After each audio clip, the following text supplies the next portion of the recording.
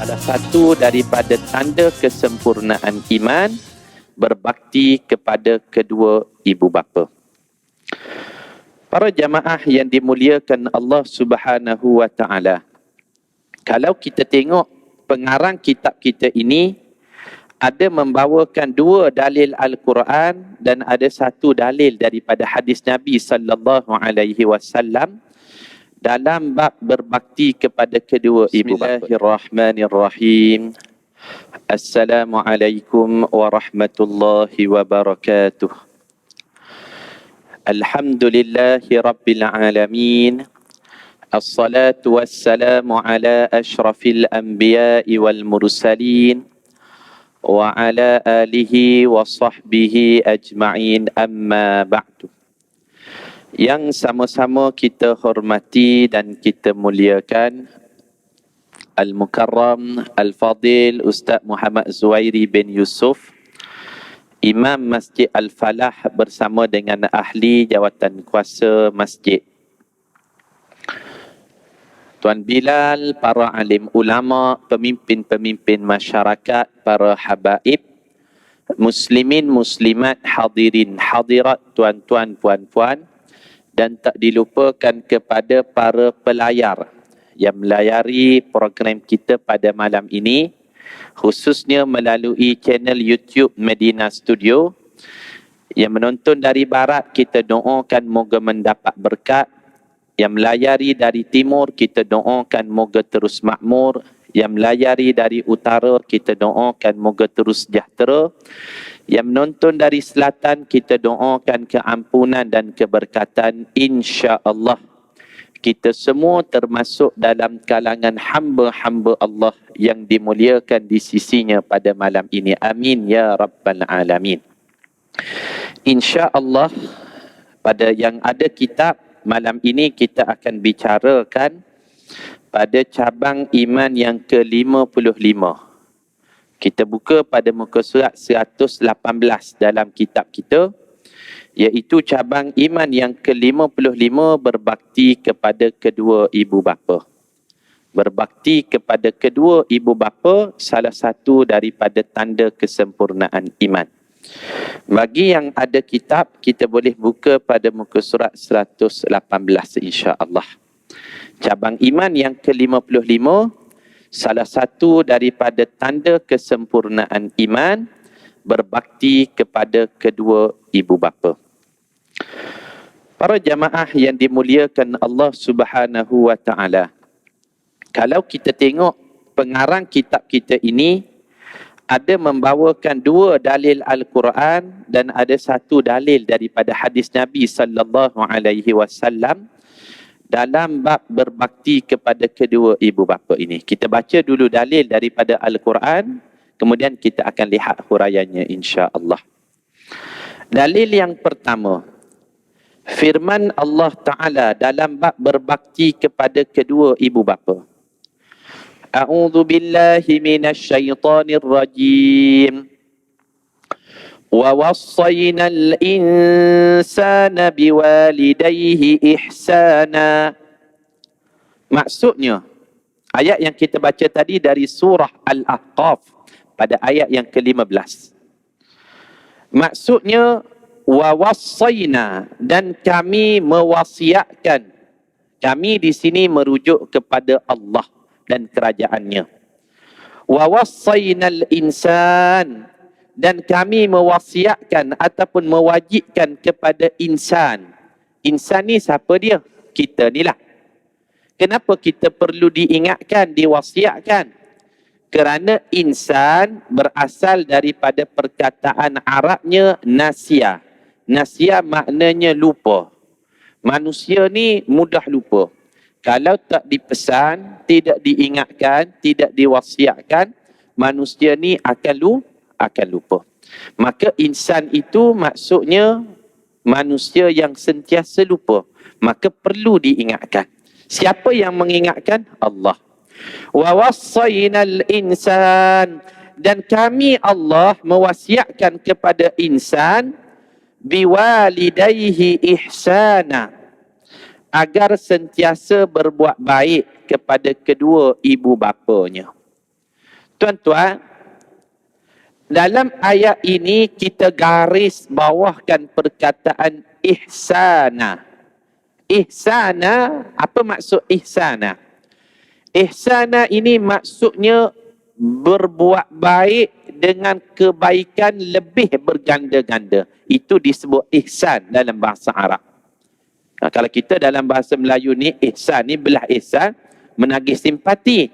Tapi istilah yang betul dalam bahasa Arab ihsan ni, balas kebaikan tu berganda-ganda. Sebab itu dia ada 3 martabat kan yang Rasulullah sallallahu alaihi wasallam bila malaikat tanya apa dia Islam, apa dia iman, apa dia ihsan. Ihsan ni maksudnya kebaikan tu balas dengan lebih. Yang kita terima daripada ibu bapa kita, mak ayah kita, satu hari bila kita dapat buat baik berganda-ganda. Itu namanya ihsan. Kalau sama, namanya dalam bahasa Arab jaza. Jaza. Contoh kan, kalau saya pergi umrah.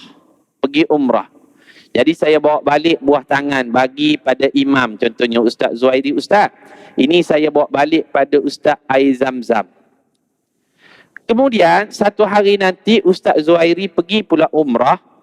Dia bawa balik kepada saya buah tangan air zam-zam, jubah, kurma, minyak atar, tasbih.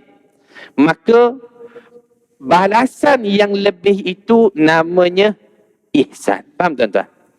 Kalau jubah dibalas jubah, air zam-zam dibalas air zam-zam, tasbih dibalas tasbih, itu namanya jazak dalam bahasa Arab. Faham tak? Tapi Allah bila bicarakan dalam bab berbuat baik kepada ibu bapa, jangan balas sama. Jangan kembalikan kebaikan itu sama sebagaimana awak terima. Tetapi cubalah ihsan, balas dengan berganda-ganda kebaikannya. Maka sebab itu kalau kita perhatikan dalam ayat Al-Quran, bila Allah bicarakan tentang ibu bapa, maka Allah akan guna perkataan ihsan, ihsan, ihsan. Contohnya, kita rujuk pada ayat yang kedua, dalil yang kedua tuan-tuan, dalam kitab kita tu. Tadi kita baca ayat wa wassaynal insana biwalidayhi ihsana. Ayat itu dari surah Al-Ahqaf pada ayat yang ke-15. Dalil yang kedua, ini daripada surah Al-Isra pada ayat yang ke-23 dan 24. Kalau boleh, bukan sahaja saya yang baca ayat ni, tuan-tuan pun baca juga untuk kita kutip pahala bacaan Al-Quran. Boleh insya-Allah. Tak baca kuat pun, baca perlahan pun tak apa dah. Sebab satu huruf tu akan digandakan dengan 10 gandaan. A'udzu billahi minasyaitonir rajim. وَقَضَى رَبُّكَ أَلَّا تَعْبُدُوا إِلَّا إِيَّاهُ وَبِالْوَالِدَيْنِ إِحْسَانًا. Kita jumpa lagi kan perkataan ihsan. Bila disebut biwalidayh, ibu bapa, Allah tak akan pilih perkataan-perkataan yang lain. Yang terbaik itu perkataan ihsan. Kemudian kita lanjutkan ayat. إما يبلغن عندك الكبر أحدهما أو كلاهما فلا تقل لهما أف ولا تنهرهما وقل لهما قولا كريما واخفض لهما جناح الذل من الرحمة وَقُلْ رَبِّ ارْحَمْهُمَا كَمَا رَبَّيَانِي صَغِيرًا. Ayat yang kita baca tadi dalam bab berbakti kepada kedua ibu bapa dari surah Al-Isra ayat 23 dan 24. Kita lihat maksudnya. وَقَضَى رَبُّكَ, Tuhanmu telah memerintahkan, alla ta'budu illa iyyah, supaya engkau tidak menyembah melainkan kepadanya. Tuan-tuan, dalam bab hablum minallah, hubungan dengan Allah, perkara yang paling dasar, alla tusyriku billahi syai'ah, tidak mensyirikkan Allah dengan sesuatu pun. Itu dalam bab hablum minallah. Manakala dalam bab hablum minan nas, hubungan sesama manusia, yang paling dasar wabil walidaini ihsana, berbuat baik kepada kedua ibu bapa dengan kebaikan yang berganda-ganda. Ada orang dengan orang lain dia baik, dengan jiran baik, dengan kawan baik, tapi dengan mak ayah tak berapa peduli sangat. Dengan keluarga dia bagus, mak ayah tak berapa hirau sangat. Ini salah dalam bab aulawiyat, keutamaan. Sebab Allah letakkan setelah jangan syirikkan Allah, maka turutan yang paling besar setelahnya adalah wabil walidaini ihsanah. Buat baik kepada kedua ibu bapa dengan kebaikan berganda-ganda. Kemudian maksud seterusnya, imma yablughanna 'indakal kibara ahaduhuma, jika salah seorang dari keduanya ataupun kedua-duanya sekali sampai kepada umur tua dalam jagaanmu. Allah sebut, kalaulah awak berkesempatan bertemu dengan ibu bapa awak ataupun salah seorang dia dalam keadaan usianya sudah lanjut, Allah sebut, fala takul lahuma uffin, maka janganlah kamu berkata kepadanya hatta, sekalipun perkataan uffin. Perkataan uffin ni bahasa Al-Quran, dalam bahasa kita sebagainya lah, menunjukkan rasa tak selesa dengan ibu bapa tadi. Allah kata jangan kamu kata demikian. Wa kullahuma qawlan karima, dan kata Allah, katakanlah kepada mereka perkataan-perkataan karim. Ramadan karim, Ramadan yang mulia. Karima, perkataan-perkataan yang menyenangkan hati, yang mulia, yang baik saja. Wakhfid lahuma janaha dhulli minar rahmah, rendahkanlah dirimu kepada kedua-duanya kerana belah kasihan dan kasih sayangmu. Wa qur rabbirhamhuma kama rabbayani saghira, dan katakanlah, wahai Tuhanku, kasihanilah mereka berdua sebagaimana mereka telah memelihara dan mendidikku semasa kecil. Surah Al-Isra ayat 23 dan 24. Tuan-tuan, ana yakin sebahagian besar majoriti dalam kalangan kita ni ibu bapa kita dah tak ada dah. Betul tak? Kalau nak berbakti kepada mak ayah yang masih ada, itu senang. Kita boleh senang buat. Beli makanan apa yang paling dia suka, kita beli. Bawa ke tempat yang paling dia nak pergi, kita bawa. Beli pakaian yang paling dia nak, kita beli. Tapi boleh jadi, anda yakin sebahagian besarnya mak ayah tak ada dah. Jadi timbul di sini satu persoalan, bagaimana cara nak berbakti kepada ibu bapa yang telah meninggal dunia. Faham tak? Kalau masih hidup, no problem, no hard. Kita boleh balik kampung, hujung minggu kita balik dan sebagainya. Hujung-hujung tahun ni bawa pergi jalan. Tapi kalau dah meninggal dunia, bagaimana cara pembaktian yang boleh kita lakukan? Ada beberapa garis panduan yang diajarkan oleh baginda sallallahu alaihi wasallam, cara kita berbakti kepada mak ayah kita. Ana sebut secara ringkas, dan video ni kalau kita nak potong pun baik. Cara berbakti kepada ibu bapa yang telah meninggal dunia. Cara yang pertama, pembaktian kepada mak ayah yang telah meninggal dunia ini, yang pertama, dalam sehari jangan pernah kita lupa untuk doakan kepada mereka dengan doa yang terbaik yang Allah ajarkan dalam Al-Quran. Doa lain baik juga, tapi ada satu doa yang khusus Allah ajarkan dalam Al-Quran khusus untuk ibu bapa. Doa yang mana ni? Ayat yang kita baca pada surah Al-Isra, ayat yang ke-24 tadi. Hujung kan Allah sebut, Rabbirhamhuma kama rabbayani saghira. Rabbi, wahai Tuhanku, irhamhuma, rahmatilah kedua-duanya, ibu bapaku, kama rabbayani saghira, sebagaimana mereka mendidikku sewaktu aku kecil. Ini pembaktian yang pertama. Dalam sehari, jangan lekang kita bacakan doa ni. Minimum 5 kali sehari. Selepas solat. Contohlah.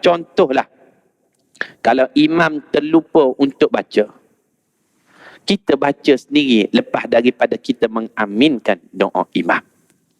Kadang-kadang kita ingatkanlah para imam, di samping kita baca doa-doa yang lain, jangan tinggal satu doa ni. Sebab doa ni terakam khusus dalam Al-Quran, khusus untuk ibu ayah. Sebelum kita baca doa-doa yang lain, kita mulakan dengan a'udzubillah, bismillah, alhamdulillah, selawat salam. Yang pertama sekali kita dahulukan doa, Allahumma ghafir lana, kalau yang baca itu imam, dzunubana waliwalidina warhamhum kama rabbawna sighara. Kemudian lanjutlah dengan doa yang lain. Tapi doa ni jangan tinggal. Sebab apa? Inilah the best punya doa, yang mana Allah ajarkan kita minta dengan Allah rahmat buat ibu ayah kita. Besar ke rahmat ini, Ustaz? Besarnya rahmat sehingga kan tak ada orang boleh masuk syurga melainkan dengan rahmat Allah. Betul tak? La yadkhulunal jannata bi ahadukum bi amalihi. Selama-lamanya manusia itu takkan masuk syurga dengan amal-amal yang dia buat. Wala anta ya Rasulullah. Kalau Tuan masuk syurga dengan amal Tuan tak? Sahabat tanya. Wala ana. Saya sendiri pun tak masuk syurga dengan amal saya. Illa ayyataghammadani Allahu bi rahmatih. Melainkan manusia masuk syurga dengan rahmat dan kasih sayang Allah. Jadi kita ingatkan, saya sebagai imam, saya bertugas sebagai imam di Masjid Sayyidina Osman Bandar Tun Razak. Dan kita ingatkan kepada mana-mana imam, terutamanya ada rakaman ni, di samping kita memimpin salat, kita doakan dengan doa-doa yang lain, jangan lupa untuk kita doakan khusus doa yang Allah maktubkan di dalam Al-Quran, Rabbirhamhuma kama rabbayani saghira. Kita tukar untuk ramai jamak, kita baca Rabbirhamhuma kama rabbawna sighara. Sebab apa? Sebab yang mengaminkan belakang kita itu ramai, bukan seorang. Jadi yang pertama, cara berbakti, jangan lupa minimum 5 kali sehari kita doakan mereka, sesibuk macam mana sekalipun. Ada pertanyaan, Ustaz, adakah doa si anak kepada ibu ayahnya yang berada di kubur di alam barzakh sampai? Jawabnya sampai. Mana dalilnya? Ia berdasarkan hadis yang diriwayatkan oleh Imam Muslim. Kata baginda sallallahu alaihi wasallam, "Idza matal insan inqata'a amaluhu illa min thalath." Apabila seseorang insan itu telah meninggal dunia, amal-amalnya semua akan putus pahalanya melainkan 3. Yang pertama, sadaqatun jariyah. Yang kedua, al-ilmu yantafi'u bihi, ilmu yang dimanfaatkan. Yang ketiga yang kita nak garis bawahkan, waladun salih yad'ulah, doa anak yang saleh yang mendoakan kepada kedua ibu bapanya. Jadi cara yang pertama pembaktian si anak kepada ibu bapanya yang telah meninggal dunia, caranya adalah jangan pernah lekang dalam sehari kita doakan mereka. Ini cara yang pertama. Yang kedua, apa yang boleh kita lakukan sebagai anak untuk kita berbakti kepada mak ayah kita yang telah meninggal dunia? Yang keduanya, hadiahkan pahala bacaan Al-Quran. Sampai tak pahalanya? Confirm sampai. Wa in khatimul Qur'ana fahuwa hasanun. Sekiranya si anak mengkhatamkan sekhatam Al-Quran, lalu pahala sekhatam Al-Quran dihadiahkan kepada ibu bapanya, fahuwa hasanun, itulah pembaktian number one, the best, seafdal-afdal pembaktian.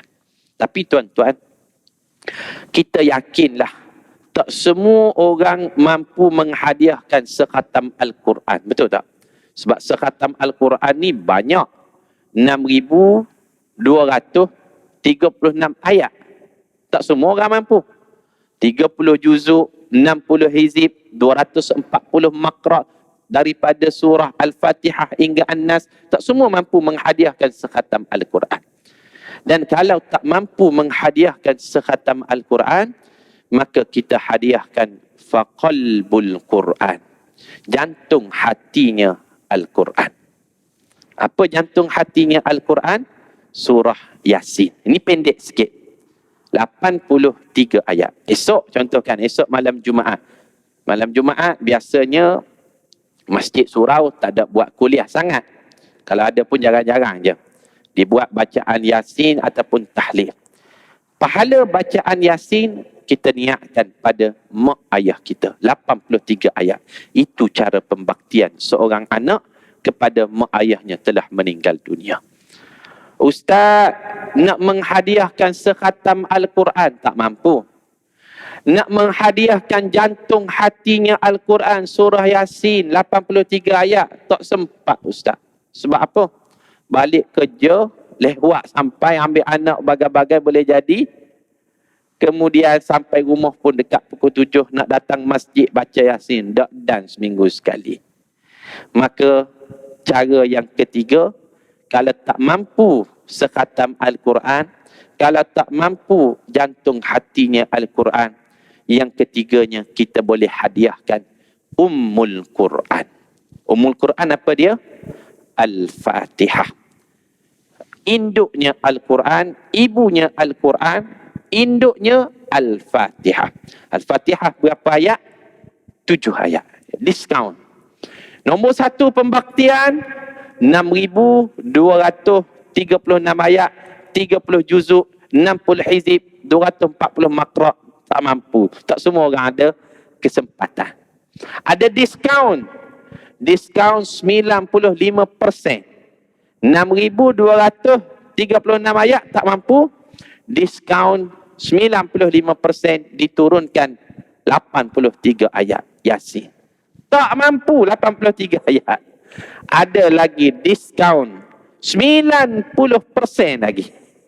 90%. Jadi 7 ayat. Ummul Quran Al-Fatihah.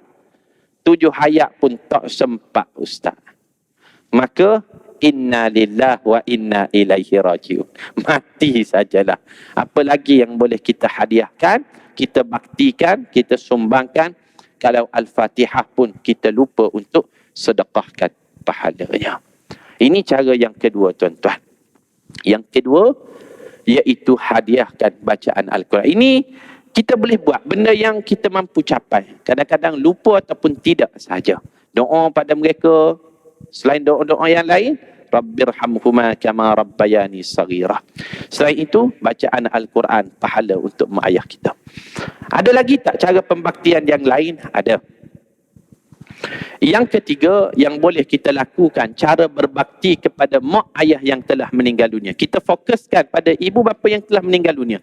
Yang ada, yang ni kita fahamlah cara nak berbakti pada mak ayah masih hidup. Yang dah meninggal dunia ni, cara mana?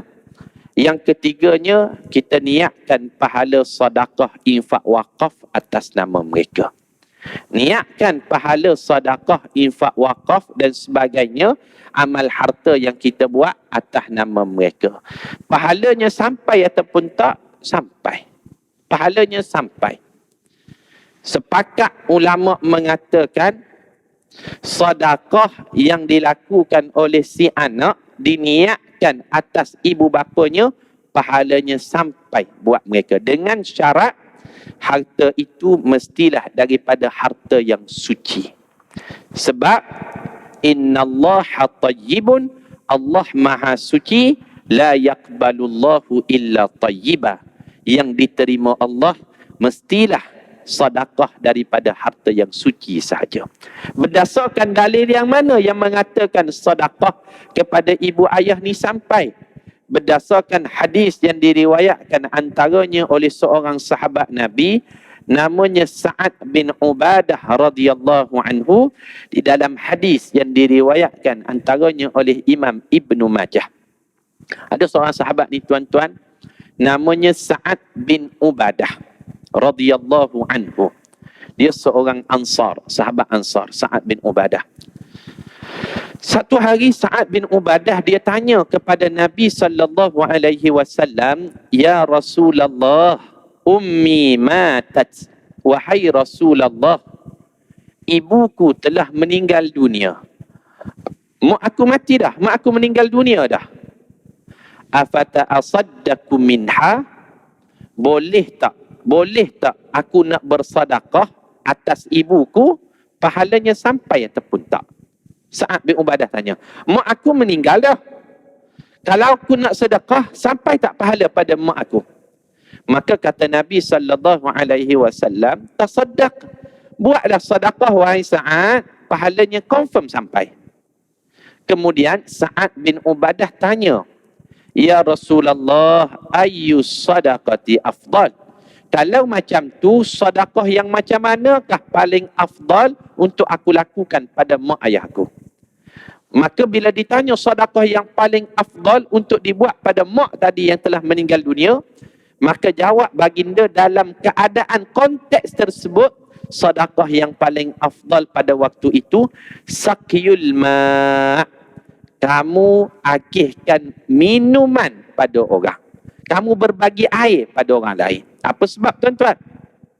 Sebab di Madinah ketika itu nak dapatkan sumber air ni payah. Kalau ada telaga pun, telaga itu biasanya kepunyaan orang Yahudi. Telaga-telaga ni, telaga sumber air. Kalau kepunyaan orang Yahudi, dijual pun dengan harga Yahudi. Sebab itu ketika Uthman awal berhijrah, antara perkara pertama yang dia buat, dia beli telaga Bi'rul Rawmah daripada orang Yahudi, kemudian diwakafkan kepada umat Islam. Jadi bila ditanya sedekah apa yang paling afdal, Rasulullah jawab, kalau kamu mampu, sakyul ma, kamu beri minum pada orang lain. Kamu buat sumber air untuk dijadikan sumber air itu sumber minum kepada orang Islam. Maka kata Sa'ad, idan ahfirul bi'. Kalau macam itulah sedekah yang paling afdal, now, sekarang juga aku akan galikan telaga dan diwakafkan kepada umat Islam, pahalanya mengalir untuk ibuku yang telah meninggal dunia.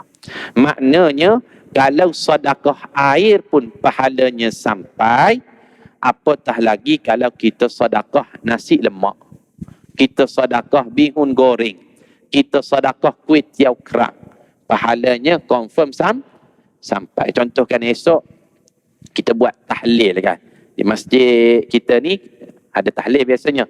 Macam Masjid Ana di Bandar Tun Razak tu, setiap malam Khamis, malam Jumaat, hari Khamis malam Jumaat, akan ada tim yang masak ni, tim yang masak, sumbangan daripada orang ramai, sama ada dalam bentuk duit ke ataupun dia bawa makanan. Yang masak tu masak jugalah, mi sup ke apa-apa. Kemudian lepas daripada Isyak, kita akan makan ramai-ramai. Penyumbangnya diniatkan pahalanya kepada arwah ibu bapa yang telah meninggal dunia. Sampai tak pahalanya? Sampai. Kalaulah bagi air minum pun pahala sampai, apatah lagi yang dia sedekah itu mi tulang contohnya, lagilah sampai pahalanya. Ini beberapa perkara kecil yang kita mampu buat, tujuannya untuk kita berbakti kepada ibu bapa yang telah meninggal dunia. Ana sebut secara ringkas tadi. Yang pertama doa, yang kedua bacaan Al-Quran, yang ketiga sedekah infak wakaf. Ini dalam kita menghuraikan dalil yang kedua pada surah Al-Isra ayat 23 dan 24. Selesai. Kemudian ada satu dalil daripada hadis Nabi sallallahu alaihi wasallam pada cabang iman yang ke-55 ni tuan-tuan. Kita tengok huraiannya.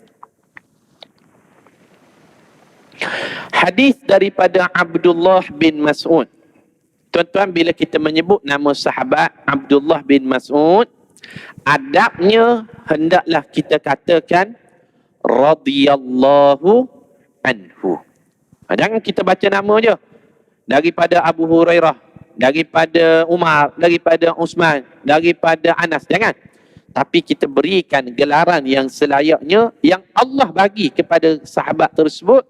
Bila kita baca hadis Abdullah bin Mas'ud, kita katakan radhiyallahu anhu. Allah redha pada dirinya. Tuan-tuan, Abdullah bin Mas'ud ni kalau kita belajar sikitlah ilmu hadis secara ringkas, dalam kalangan sahabat Nabi yang popular meriwayatkan hadis yang bernama Abdullah ni ada 5 orang. Ada 5 orang. Yang banyak meriwayatkan hadis yang popular dalam bab hadis yang bernama Abdullah 5 orang. Bukan tak ada Abdullah yang lain yang sahabat Nabi ada. Tetapi Abdullah yang lain tu tak famous. Siapa dia Abdullah yang 5 orang yang famous dalam bab meriwayatkan hadis ni? Yang pertama, perawi hadis yang kita jumpa malam ni, Abdullah bin Mas'ud. Satu, ini biasa kita jumpa. Yang kedua, Abdullah bin Abbas. Betul tak? Kita jumpa kan? Selalu jumpa hadis riwayat Abdullah bin Abbas. Yang ketiga, Abdullah bin Umar, anak Sayyidina Umar. Tadi anak Abbas. Anak Abbas ni pak saudara Nabi. Abdullah bin Abbas tu sepupu Nabi. Abdullah bin Mas'ud, Abdullah bin Abbas, Abdullah bin Umar. Yang keempat, yang famous dalam bab meriwayatkan hadis yang bernama Abdullah, namanya Abdullah bin Zubair. Abdullah bin Zubair iaitu anak kepada Zubair bin Awam. Zubair bin Awam. Zubair bin Awam sahabat Nabi, anaknya Abdullah bin Zubair juga sahabat Nabi. 4. Banyak meriwayatkan hadis. Yang kelima yang bernama Abdullah yang famous dalam bab meriwayatkan hadis, yang banyak meriwayatkan hadis, Abdullah yang kelima bernama Abdullah bin Amru bin As. Anak Amru bin As. Juga bernama Abdullah. Sebab itu kalau kita baca hadis, perawinya bernama Abdullah, biasanya dia belega pada 5 orang Abdullah ni lah. Dia tukar-tukar biasanya. Abdullah bin Abbas ke, Abdullah bin Umar ke, Abdullah bin Mas'ud ke, Abdullah bin Zubair ke, Abdullah bin Amru. Bukan tak ada Abdullah sahabat Nabi yang lain. Ada. Tetapi sikit sangat Abdullah yang lain meriwayatkan hadis. Faham tuan-tuan? Jadi kita jumpa pada malam ni, kita kenal sahabat Abdullah bin Mas'ud. Kita baca hadis diriwayatkan oleh beliau. Hadis Abdullah bin Mas'ud radhiyallahu anhu dalam As-Sahihain. Kalau kita jumpa di dalam kitab hadis disebut As-Sahihain. As-Sahihain maknanya 2 kitab sahih. Merujuk kepada kitab sahih apa dia ni ustaz? Yang pertama Sahih Bukhari dan Sahih Muslim yang kedua. Jadi diringkaskan As-Sahihain. Sebab kalau nak sebut hadis ni riwayat Sahih Bukhari, Sahih Muslim panjang, maka diringkaskan hadis riwayat As-Sahihain ni, 2 kitab sahih. Maka kita fahamlah Sahih Bukhari dan Sahih Muslim. Katanya, ni kata Abdullah bin Mas'ud, masih dalam bab berbakti kepada kedua ibu bapa. Sa'altu an-nabiyya sallallahu alaihi wasallam. Kita baca terus maksudnya. Sa'altu maksudnya aku bertanya. Aku bertanya ni siapa dia? Abdullah bin Mas'ud. Dia tanya pada siapa? Dia bertanya kepada Nabi sallallahu alaihi wasallam. Aku bertanya kepada Nabi, ayyul amali ahabbu ila Allah? Manakah amalan yang paling disukai Allah? Tuan-tuan, kalau kita tengoklah para sahabat bila mereka bertanya soalan, mereka akan bertanya soalan yang pertamanya, soalan yang menambahkan iman. Soalan yang boleh menambahkan iman. Yang kedua, soalan yang boleh menggalakkan mereka beramal. Ini kalau kita tengok skrip pertanyaan sahabat. Sebab itu kalau kita tengok, sahabat ni dia akan tanya, amalan apa the best, yang paling afdal. Kadang-kadang ketika sahabat tanya, ayyus sadaqati afdal, sedekah apa yang paling afdal? Ayyul hijrati afdal, hijrah apa yang paling afdal? Ayyul amali ahabbu ilallah, amalan apa yang paling dicintai Allah? Pada hadis ni, Abdullah bin Mas'ud tanya, apa benda yang the best, number 1, yang dicintai dan disukai Allah? Dia tanya.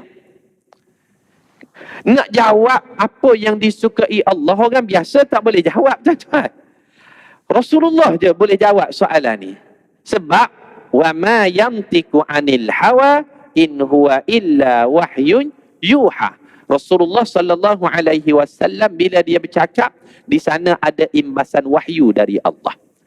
Kalau tanya pada kita, amalan apa yang Allah paling suka? Kita, I don't know, saya tak tahu.